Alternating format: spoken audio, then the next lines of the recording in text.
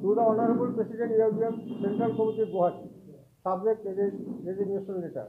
Sir, with reference to the subject cited above, I have the honor to state that I am working as a district president of AUDF Golpara District Committee. Today I have resigned from the post of district president of AUDF Golpara District Committee and also from the primary member of the state party. So I request you to kindly accept my resignation letter.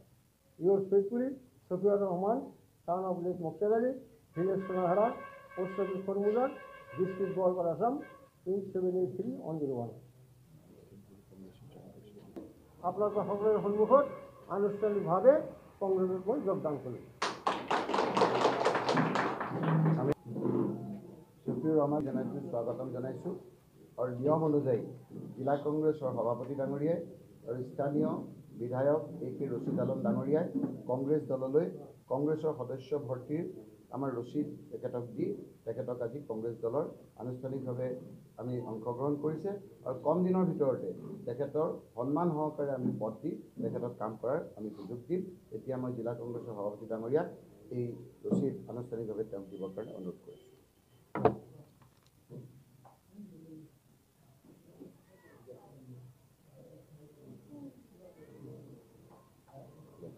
যে মই বহুত দিন ধৰি UDF দলৰ কাম কৰি আছোঁ, গোৱালপাৰা জিলা ইউডিএফৰ সভাপতি হিচাপে। বিগত দিনত আমাৰ ইয়াত কোনো কংগ্ৰেছৰ আমাৰ কোনো ইউডিএফৰ কোনো MLA নাছিল, নথকা সত্ত্বেও মই জিলা সভাপতি হিচাপে ইউডিএফৰ সভাপতি হিচাপে আমি প্ৰতিটো সমষ্টিত অগাধ পৰিশ্ৰমৰ ফলত আমাৰ সংগঠনটো টনকিয়াল হৈছিল। যোৱা 3টা টাৰ্ম আমি আমাৰ ধুবুৰী লোকসভা সমষ্টিৰ পৰা আপোনালোকে জানেই যে আমাৰ ইউডিএফ দলৰ পৰাই MP জিকিছিল।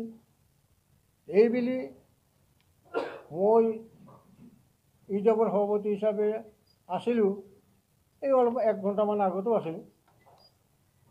কিন্তু এটা দেখা গ'ল যে ৰাইজৰ মাজত এটা কথা যে সুদীৰ্ঘ 15 বছৰ MP বনোৱাৰ পিছতো অসমত যিটো বাতাবৰণৰ সৃষ্টি হৈছে, অশান্তিৰ বাতাবৰণৰ সৃষ্টি হৈছে, তাৰ মূলতে হৈছে আপোনালোকে জানে BJP দল, হেমন্ত বিশ্ব শৰ্মা মাননীয় মুখ্যমন্ত্ৰী সাহেব।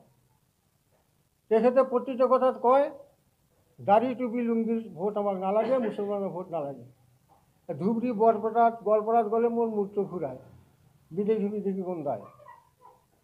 যেতিয়া আমি দেখা পালোঁ যে সেই দলৰ লগত আমাৰ ইউডিএফ দলৰ ওতপ্ৰোতভাৱে জড়িত, আমাৰ ইউডিএফ দলৰ প্ৰধান হজরত মোহাম্মদ আজমল সাহেব ঠিকই, কিন্তু দলটো পরিচালনা করে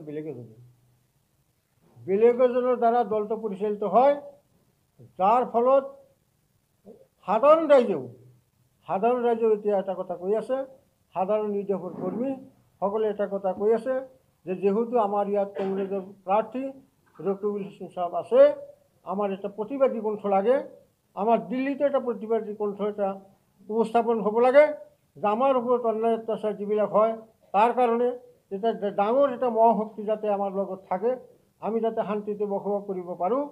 তাৰ কাৰণে আপোনালোকে গাঁও হৈ আপোনালোকে চাব যে কংগ্ৰেছৰ প্ৰচাৰ নহ'লেও, কংগ্ৰেছৰ প্ৰচাৰ অধিক নহ'লেও ৰাইজে অটোমেটিক্যালি কংগ্ৰেছৰ ফালে তথা আমাৰ কংগ্ৰেছ দলৰ প্ৰাৰ্থী ৰকিবুল ইছলাম সাহেবৰ লগত সব মানুহ লাহে লাহে আহি আছে। আমাৰ ইউডিএফ দলৰো আঞ্চলিক পৰ্যায়ত বিভিন্ন পৰ্যায়ৰ কৰ্মীসকলেও সহমত দিছে আৰু মোক এটা কথা প্ৰতিষ্ঠ কৰিছে যে প্ৰতিটো জায়গাতে গ'লে মোক এটাই প্ৰশ্ন কৰে যে আপনি ইউডিএফৰ প্ৰেচিডেণ্ট হৈ আছে, কিন্তু ইউডিএফৰ প্ৰেচিডেণ্ট আপনি হৈ থাকিলে কি হ'ব? যে মানুহে কয় যে ইউডিএফ বিজেপির বি টিম, কয় বি টিম তো নহয়, বিজেপি ইউডিএফ ভাই এই কথার কোনো সন্দেহ নাই। যে ডিক্টেশন করে বেলেগ এজনে, দলটো পরিচালনা করে।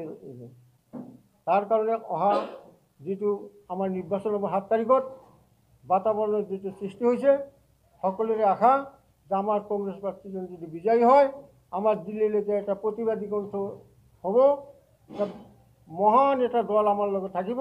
আগন্তুক দিনত যাতে আমি শান্তিৰে বসবাস কৰিব পাৰোঁ, শান্তিতে জীয়াই থাকিব পাৰোঁ, সেই আশাৰে সকলোৱে যেতিয়া মোক প্ৰেছাৰ দিলে যে আপুনি আৰু ইউডিএফৰ দলৰ হৈ এই বিজেপিৰ হৈ কাম কৰিব নালাগে, আপুনি ইউডিএফ ত্যাগ কৰি কংগ্ৰেছ দলত সোমাওক।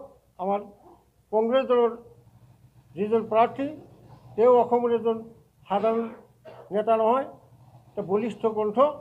তেওঁৰ লগত থাকিলে কিজানি আমি আগন্তুক দিনত শান্তিতে জীয়াই থাকিব পাৰিম। আৰু আপোনালোকে চাব, যিটো পৰিৱেশ এতিয়া গঢ়ি উঠিছে, আমাৰ প্ৰাৰ্থী কংগ্ৰেছৰ প্ৰাৰ্থী ৰফিকুল ইছলাম সাহেব জিতাটো 100% নিশ্চিন্ত হৈ গৈছে। আপোনালোকে গ্ৰামে গঞ্জে আজিৰ পৰা আপুনি খবৰ লওক। আমাৰ ইউডিএফৰ বহুত কমিটিয়ে মোক বাৰ বাৰ ৰাতি 2-3টালৈকে ফোন কৰি কয় যে আপোনালোকে কিবা এটা ব্যৱস্থা কৰক, আমি যাতে শান্তিৰে জীয়াই থাকিব পাৰোঁ।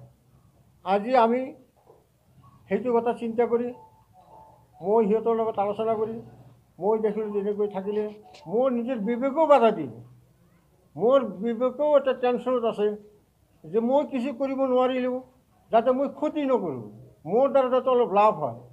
সেই চিন্তা কৰি মই আজি আপোনালোকৰ সন্মুখত, সকলোৰে সন্মুখত, আমাৰ নেতাৰ সন্মুখত যোগদান কৰিলোঁ।